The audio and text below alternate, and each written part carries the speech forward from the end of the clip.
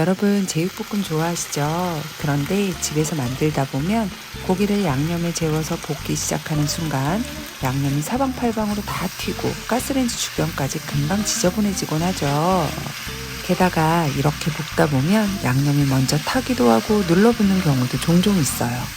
그래서 고기만 먼저 볶고 나중에 양념을 넣어보기도 하는데 이번에는 또 양념이 고기에 제대로 배지 않고 겉돌아서 맛이 밍밍해지기도 하고요.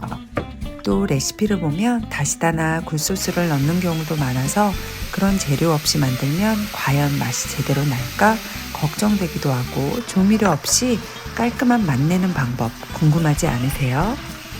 그래서 오늘은 양념이 타지 않으면서도 다시다나 굴소스 없이 대파향 가득하고 맛집보다 더 맛있는 제육볶음 만드는 방법 알려드릴게요. 먼저 저는 돼지고기 앞다리살 600g을 준비했어요. 목살이나 삼겹살처럼 좋아하는 부위를 사용하셔도 괜찮아요. 고기는 먹기 좋은 크기로 썰어주세요. 여기에 후추 약간, 설탕 2스푼 넣어서 가볍게 밑간해주세요. 후추는 잡내를 잡아주고 설탕은 고기를 더 부드럽게 해주기 때문에 맛이 훨씬 좋아져요.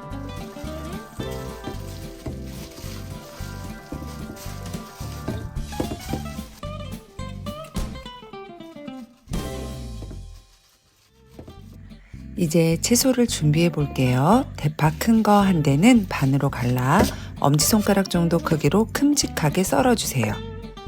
양파는 반개 정도를 너무 얇지 않게 도톰하게 썰어주세요.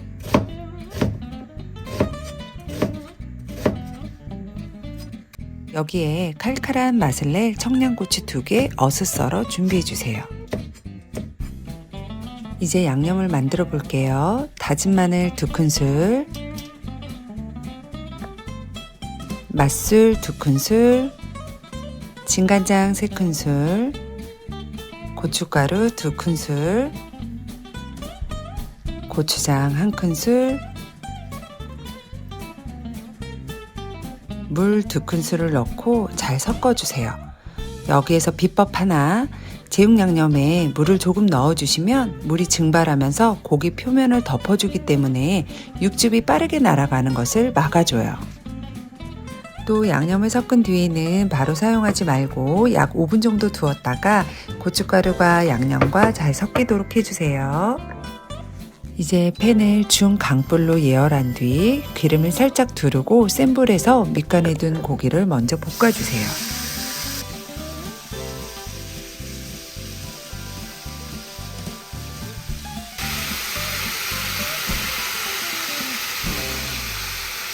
고기의 색이 어느 정도 변하고 겉면이 익기 시작하면 고기에서 나오는 육즙과 자연스럽게 국물이 생기는 게 보이시나요? 이때 준비해둔 청양고추, 양파, 양념장을 모두 넣고 볶아주세요. 대파는 나중에 넣어줄 거라서 지금 넣지 않고 남겨주세요.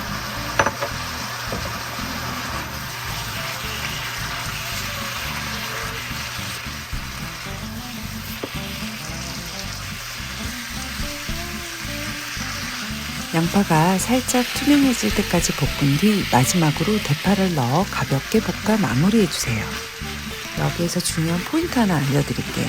마지막에 소금 3꼬집 정도 넣어주시는데요. 소금을 넣어주시면 제육볶음 양념들의 다양한 맛을 하나로 깔끔하게 정리해줘요. 여기에서 소금은 간을 맞추기보다 맛을 정돈해주는 역할을 해요. 채소를 너무 오래 볶으면 아삭한 식감이 사라지기 때문에 식감이 살아있을 때 불을 꺼주세요. 마지막으로 접시에 담고 통깨를 살짝 뿌려주면 완성! 대파향이 가득한 맛있는 제육볶음이 완성됐어요. 양념에 미리 재워두지 않아도 다시다나 굴소스 같은 조미료 넣지 않아도 칼칼하고 깊은 맛이 살아있는 제육볶음을 집에서도 충분히 맛있게 만들 수 있어요. 여러분도 한번 오늘 저녁 만들어 보세요.